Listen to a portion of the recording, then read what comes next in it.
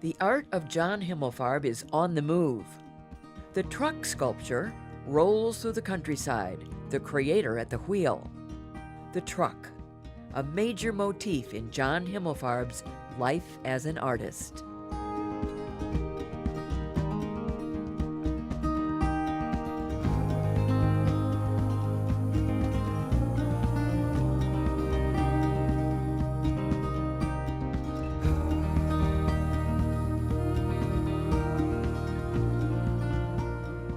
It's been there since childhood, really. I can remember a drawing I did when I was 8 years old that had trucks in it. In 2003, it suddenly became the focus of the work itself rather than just one of many little objects.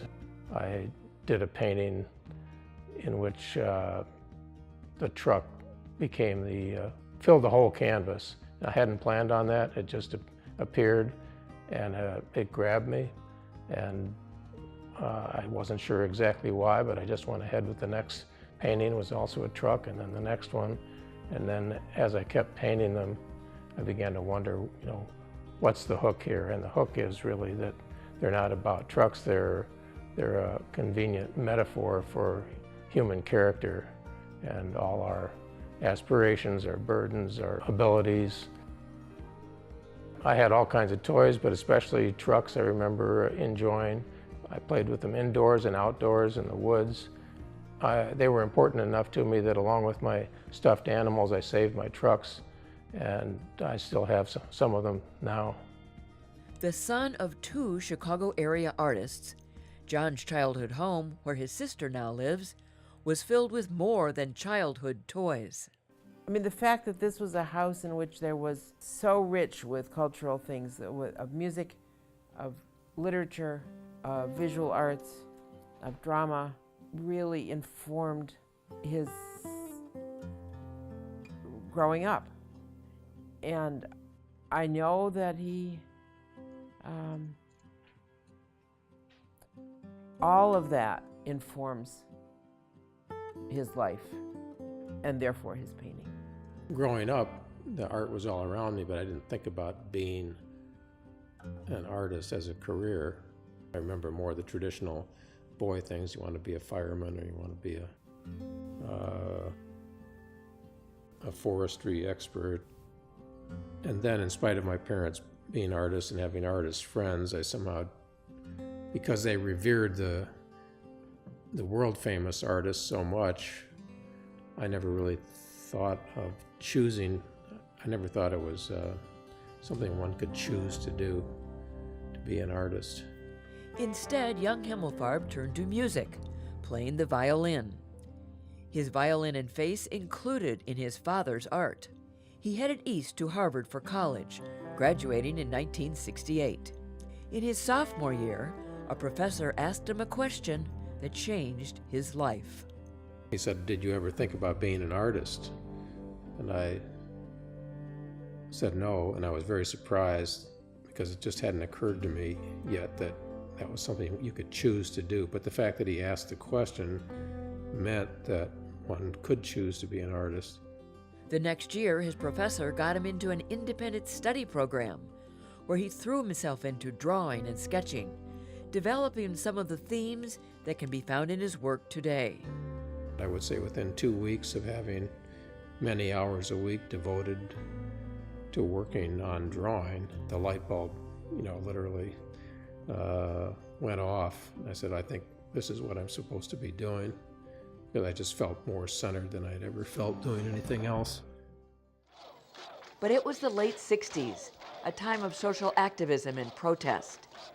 Himmelfarb struggled with the idea that he would not have a career in social justice issues. And I felt guilty about it for a long time, and then I finally had a moment where I realized how important all the arts were to me in terms of making life seem worthwhile, and that's so it wasn't, with any luck, I wasn't merely being self-indulgent, but I was contributing to the culture in some positive way. So. Himmelfarb returned to Chicago, the decision made to become a full-time artist.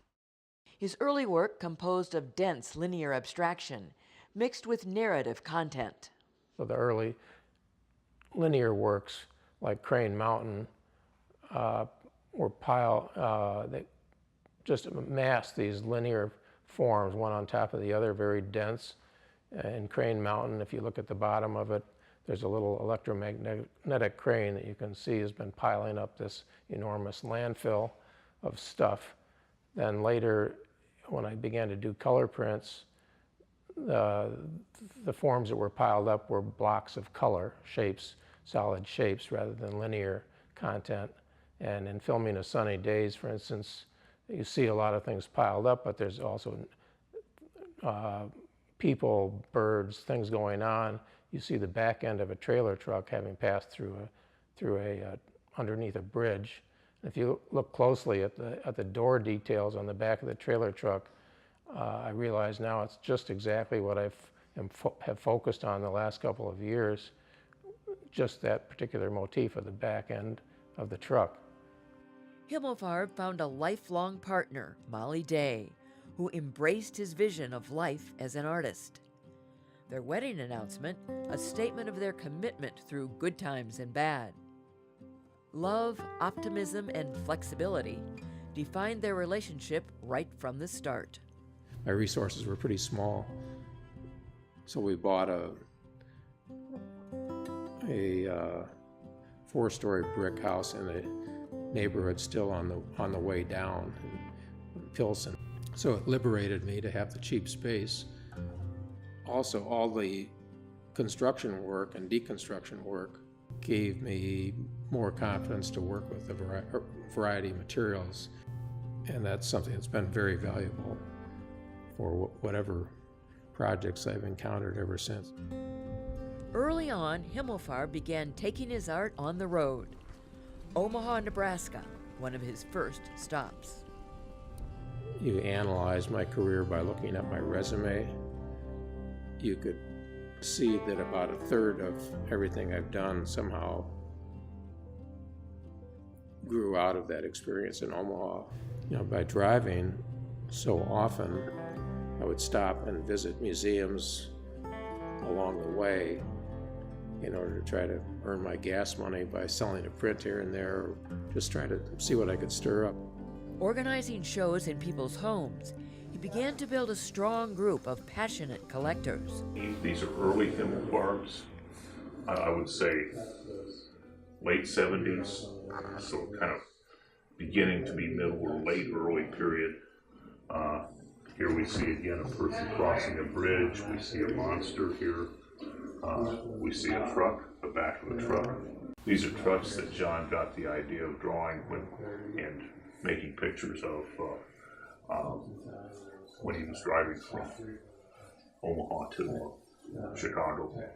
The home shows led to gallery and museum shows, increasing recognition for Himmelfarb's work, just as the Nebraska art scene was becoming more lively.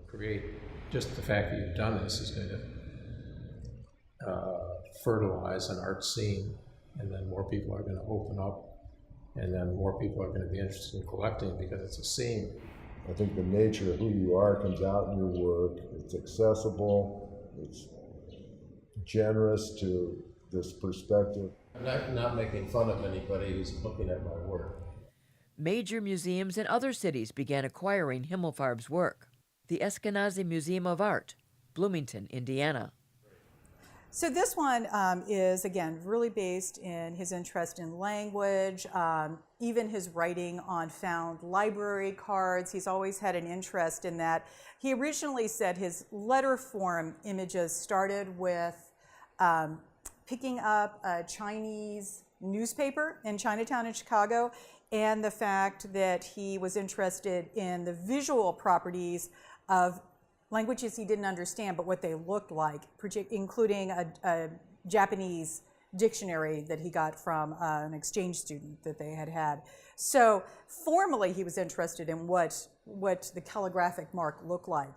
And you can see it does look like a puzzle. To me, it almost seems like a manuscript page that was found in fragments and then all reconnected back together. And there's a wonderful mystery to these images. And you can look through and see both abstracted designs, but also things that seem to relate to either a human or animal or vegetable type of form. You have to make up your own story, though. They are puzzles that don't really completely fit together. It was a real pleasure exhibiting John's work. You never knew what was going to come through the door. You always knew that it was going to be provocative. You always knew that there was nothing safe about it, and that it was going to be engaging. As Himmelfarb's artistic life grew, his family life grew as well. His son, Forrest, born in 1979. His daughter, Serena, arrived 7 years later. He takes his role as a husband and father as seriously as he takes his art. I think he's done a really nice job of balancing a very serious career with being a wonderful part of his family. Forrest was barely 10 weeks old when Himmelfarb first broke into the New York gallery world in 1979. He remains active in New York shows today, most often exhibited by dealer Louise Ross. I don't know if I've met anybody who can draw like John Himmelfarb can draw. I mean, it comes out of his head, just through his arm and in his hand and then out on the paper. It's almost as if he doesn't even have to think about it. I think he could be considered a very great artist. Quite honestly, I don't say that lightly. Himmelfarb's prints and lithographs remain in demand for New York's premier shows. What has struck me so vividly about John is his embrace of growth and change. So many artists find something that they're successful at and stick with it. And John was fortunate enough at a very young age to develop a very distinctive visual style and have success with it. So it would have been quite easy for John to spend an entire career producing Himmelfarb. But for John, that was just sort of the beginning, and it's been so exciting and inspiring to watch him grow and embrace new forms of creation. By the mid-90s, Himmelfarb was well into his Inland Romance series. His inspiration, he tells students visiting his studio, his own urban neighborhood, Pilsen. The industrial landscape, the bridges and railway yards and the scrap yards and all of that has fed a lot of my work. For me, a lot of art making is, attraction of it is its tactility. I love paint, just that physical act of putting paint on something. You can give me a bucket of paint and tell me to paint the wall. I'm happy painting the wall because I like the sensation of putting paint on things. Himmelfarb moves easily from one medium to the next. I've been doing drawings that related to the idea of language, the way people make marks to convey thoughts. So even in college, I had drawings that looked alphabetic, and some were calligraphic, some were more pictographic, hieroglyphic. I began compositions that I call icons now. And then at some point I saw that these characters could step out. You could take any one of 100 that appeared in a composition, take one out and have it stand alone as a three-dimensional object. At that point I drew them on cardboard, cut them out, and then used melted wax to build up the surface, give it more thickness, a little more dimensionality, and then I sent them out to cast. Small icon sculptures at first, but after an unusual artist in residency program in a cast iron foundry, Himmelfarb's sculptures took on size. When I went to Kohler cast iron foundry in 2007 for 3 months, I began making cast iron trucks. I'd work with plasticine or wax, then make a sand mold and cast it, and I was trying to get as large as possible while I was there.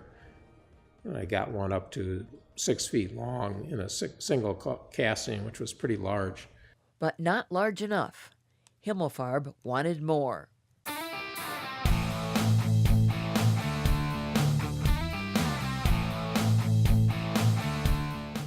He wanted a real truck for his sculpture. His next creative adventure had begun. I needed a real truck to get up to the scale that I wanted, and I searched first along roadsides, and I found a pickup truck for sale that had the kind of shape I was looking for, sculptural quality that I could relate to, and I had already an idea of using agricultural forms, agricultural implement forms, and so I got the truck where I could work on it, and then I started going to salvage yards, finding the shapes that I wanted, composing with them, and I was surprised at how much it was like painting in terms of moving things around. In a painting, the color's in the wrong place. If you got a yellow square and it belongs someplace else, you paint it out and you paint it someplace else. I didn't realize that I was going to be doing the same thing with the metal. You have a cylinder that's too big and it needs to go someplace else. You take it out, you move it, and I really enjoyed the physically moving these heavy objects from place to place and composing with them, because I like being in the work. I like the feeling of actually participating in these forms while I'm arranging them.